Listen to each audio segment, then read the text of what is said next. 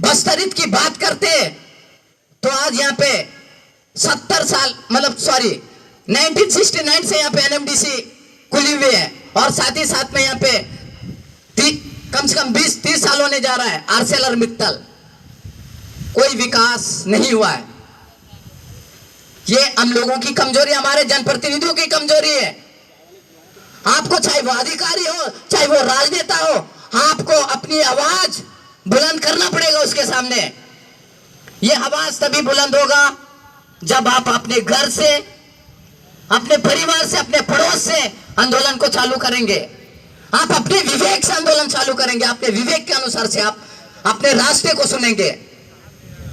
जब तक आप नहीं बोलेंगे तब तक आपका निर्णय कोई दूसरा ही लेते रहेगा। आपको निर्णय की भूमिका में आपको खुद को आना पड़ेगा और जब तक आपकी निर्णय की भूमिका आप में स्वयं में नहीं आएगी तब तक आपका निर्णय जो है वो लगातार दूसरा ही करते रहेगा। ये कानून में अधिकार है कि आपका विकास का निर्णय आप करेंगे, ना कि राजनेता करेगा।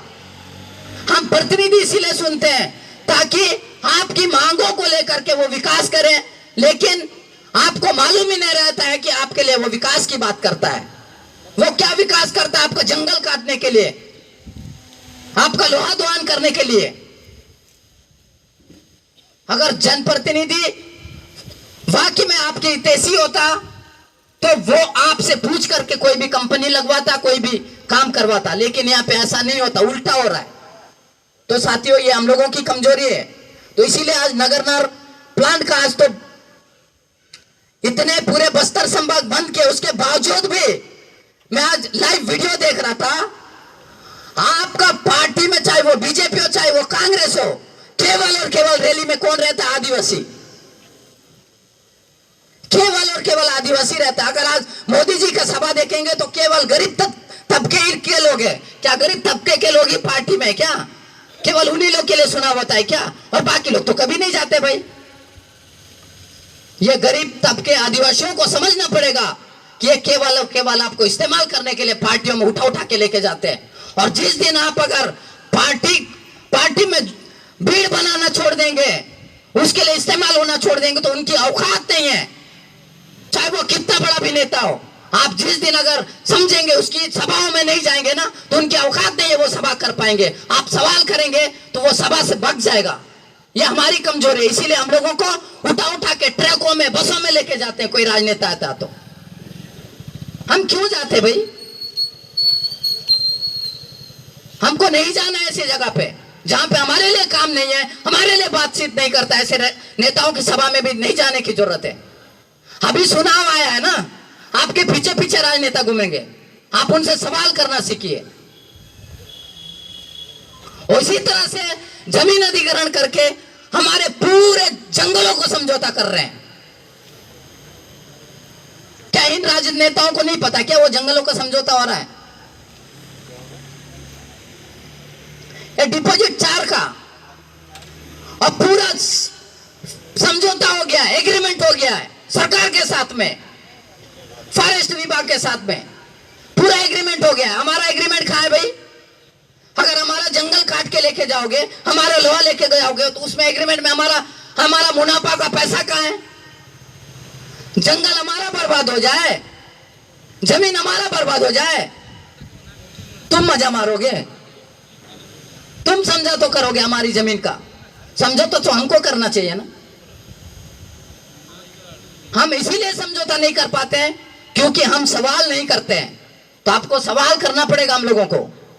तो साथियों, स्थानीय भर्ती से लेकर के ग्राम सभा से लेकर के ये सारे चीजों को दरकिनार करते हो, चाहे वो राज्य सरकार हो चाहे वो केंद्र सरकार हो, लगातार हमारे साथ अन्याय पर अन्याय किया जा रहा है। पेशा कानून को कमजोर कर दिया गया है। अभी आपकी ग्राम सभा को खत्म कर दी गई है, लेकिन विरोध कोई नहीं कर रहा है। क्या ये जंगल का हवा क्या आदिवासियों को ही जरूरत है क्या? अच्छा पानी पीने के लिए क्या आदिवासियों की जरूरत है? जंगल से हवा सबको चाहिए, सबको शुद्ध वातावरण चाहिए, लेकिन लड़ने के लिए कोई नहीं आता है, केवल और केवल आदिवासियों को छोड़ करके।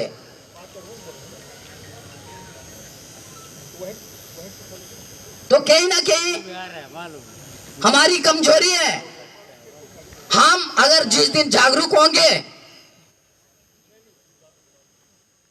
इस जंगल का मुनाफा, इस जमीन का मुनाफा हमको देना पड़ेगा उसको।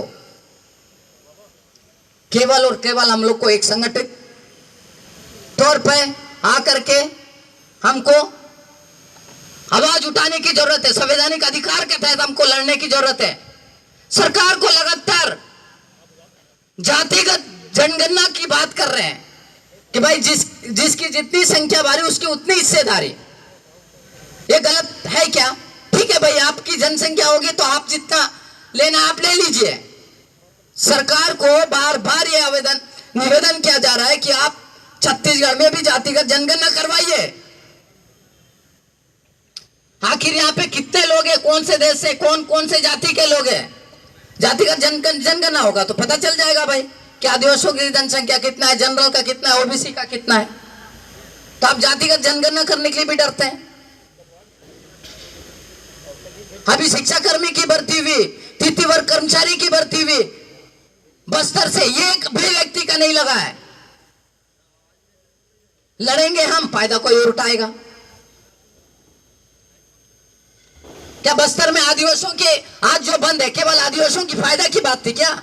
हम लोग यहाँ पे मूर्ख टाइप का काम कर रहे हैं। ये सारे लोगों की हित की बात कर रहे हैं हम लोग ना। अगर ऐसी बात आती है तो हम सबको एक मंच पे साझा